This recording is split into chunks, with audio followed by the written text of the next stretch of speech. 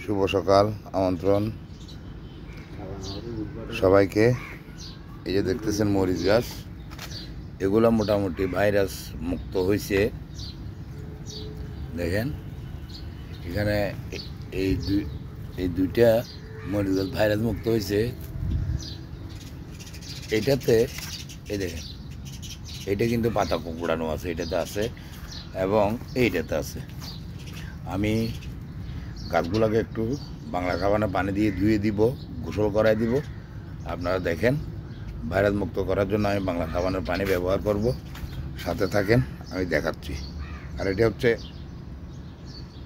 জিরা গাছ, দেখেন কি সুন্দর লাগতেছে, চমৎকার লাগতেছে।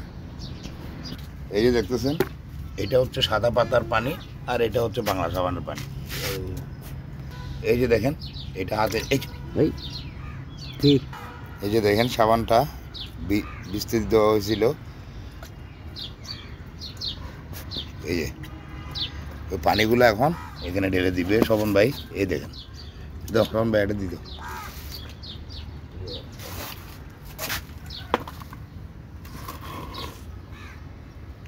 এই যে পানির সাথে মিশিয়ে এই গাছগুলোকে আমি ধুলাই করে দিব একদম।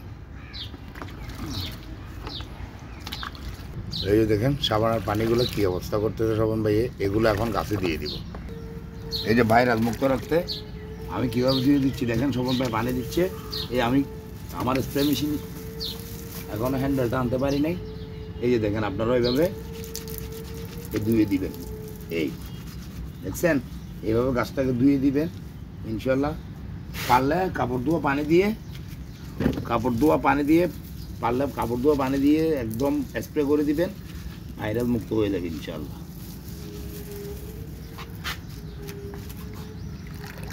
এই যে আমি যেভাবে করে দিচ্ছি সেভাবে আপনারাও করে দিবেন, ধুয়ে দিবেন গাছ ভাইরাস মুক্ত রাখতে।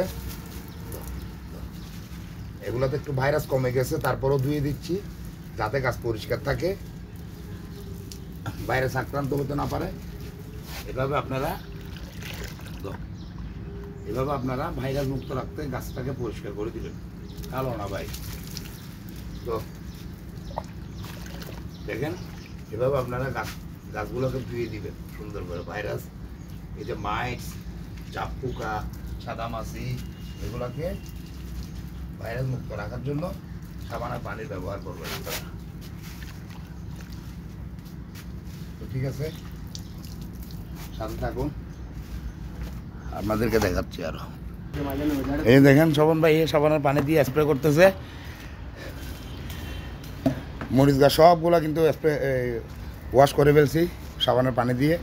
এখন ওই যে স্বপন ভাইয়ে বড়ই গাছ, লেবু গাছ সবগুলা ভিজাই দিল।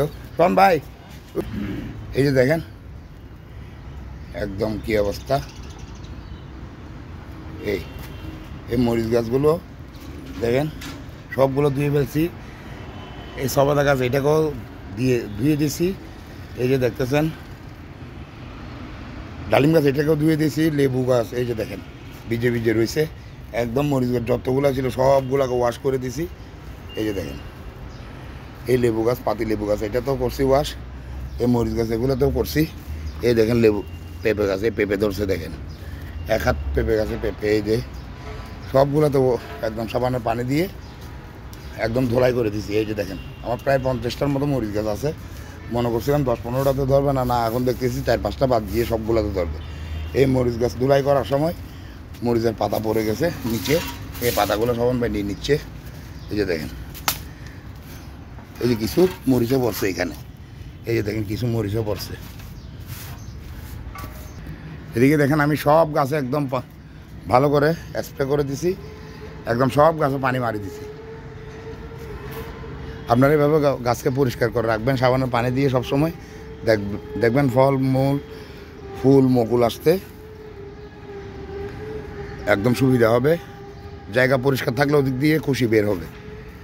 ঠিক আছে, আজকের ভিডিও এই পর্যন্ত। সবাই ভালো থাকবেন, সুন্দর থাকবেন, সুস্থ থাকবেন। আগামী ভিডিওর আমন্ত্রণ জানিয়ে শেষ করছি। আসসালামু আলাইকুম, খুদা হাফেজ।